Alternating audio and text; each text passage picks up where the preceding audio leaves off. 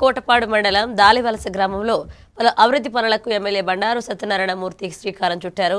అనంతరం మీడియాతో మాట్లాడుతూ ప్రతిపక్ష నేత జగన్మోహన్ రెడ్డిపై తీవ్ర విమర్శలు చేశారు. వైసీపీ పాలనలో అనేక వ్యవస్థలు కలుషితమయ్యాయని ఆరోపించారు.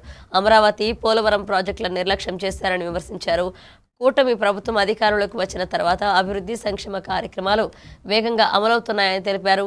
రాష్ట్ర ప్రగతిని చూసి జగన్ అసహనంతో మాట్లాడుతున్నారంటూ వ్యాఖ్యానించారు. Okay sir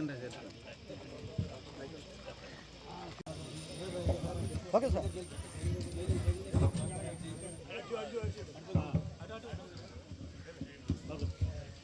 okay sir okay sir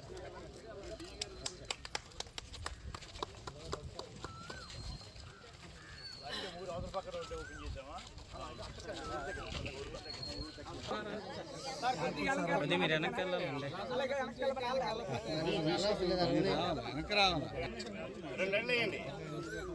long తీయాలి ఫోటో.